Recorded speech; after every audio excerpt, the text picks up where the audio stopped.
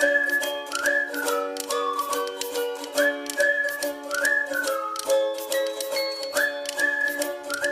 everyone, my name is Bakshi and I am a faculty of economics at Swami Vivekanand Institute.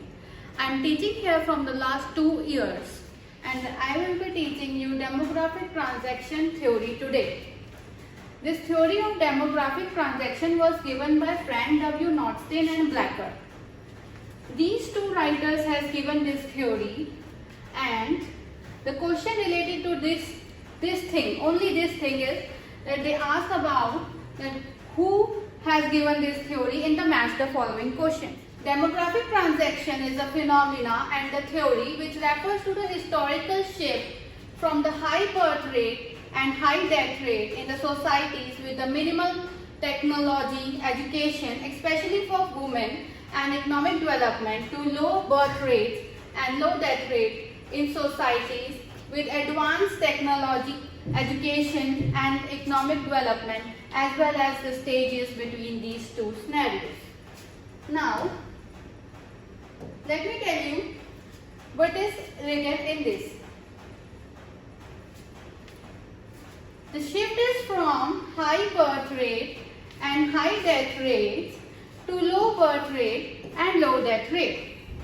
In societies where there is high birth rate and high death rate, there is minimum, that means low technology, low education and low economic development. The shift is from high birth rate and high death rate to low birth and low death rate. Let us study this with the help of this graph.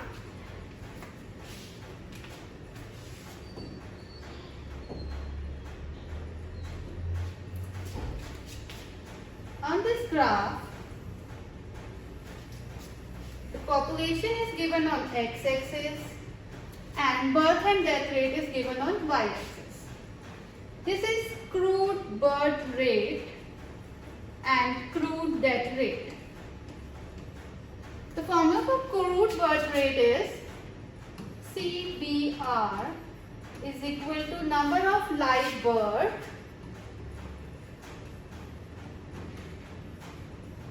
divided by population into 1000. Same is the condition for the crude death rate. Crude death rate is number of death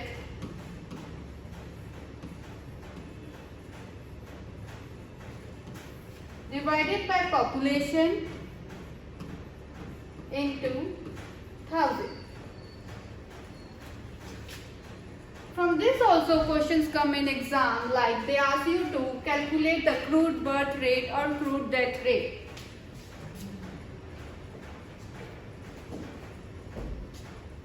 There are 5 stages of demographic transaction theory. In the first part, it is the high birth and high death, and they are moving towards low birth and low death. In this first stage is high stationary state. We can see that the birth rate and death rate are high. Why? Why are birth rate and death rate so high? These are because, as we have studied earlier, that this is because the technological development is very low, and in these areas there are very less economic development. Now, as the economy is progressing, the death rate is becoming low. The death rate is becoming low because there is improvement in education and health infrastructure. That's why in the second stage, which is early expanding, we can see that the gap between the birth rate and death rate is increasing. That means the population between these two lines, birth rate and death rate, the population is very high. And in the third part, we can see late expanding, which is, we can see that birth rate is declining and death rate is very low. This is the stage where we can see a falling birth rate and a fall more slowly in the death rate. This is because there is improvement in medical care and diet, and there are fewer children than there are needed. In the fourth stage, that is low stationary, we can see that both birth rate and death rate are very low. This is because there are family planning and there is good health and improvement in the status of women and late marriages. In the fifth stage, there is shown that the birth rate is comparatively less than the death rate. This is a hypothetical situation, and it is not seen. Mainly it is seen in Germany, and it is very, very low. Now, let us see at the questions which has been there in the previous years. Consider the following statement about the correct order of the stages of demographic transaction associated with the economic development.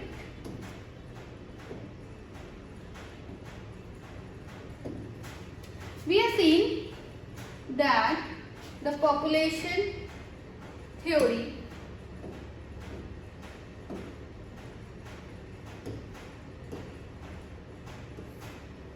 in the population theory that the shift is from high birth and high death to low birth and low death.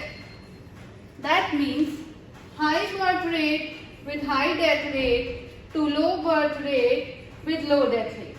Means it will start from B and end at A. So the option A will be the correct answer.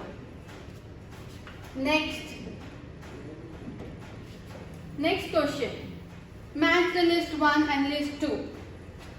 In list 1 we have been given the name of the writers, and list 2 we are given the theories. We have to match them.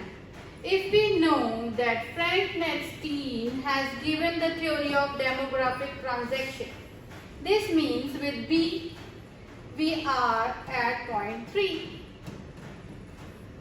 Here we can see that in all the options with B, only at C we are getting B3. So we can say that there is no need to see the other options if we know only B part, and we can then easily shift to the next question and save some time. Next. Natural growth of population is the outcome of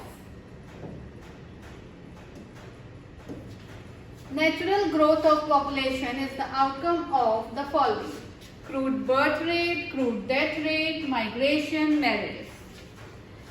In the graph, I told you that the graph of demographic transaction is showing. Here it is showing crude birth rate and crude death rate, and here population. So the answer will be 1 and 2. Next.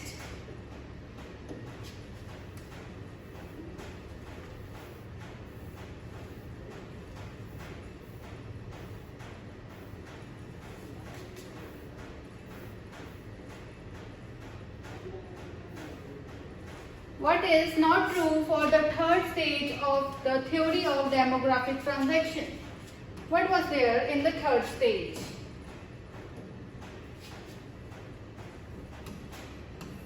In the third stage, firstly there was high birth and high death, and we shifted to low birth and low death. The theory says that, okay, what was true about the third stage of the theory of demographic transaction? Birth rate declines faster, population growth becomes 0, population growth rate approximately stabilizes in a narrow range, death rate declines but slowly. The answer is third. The population growth rate approximately stabilizes in a narrow range. Thank you. I hope you liked the video.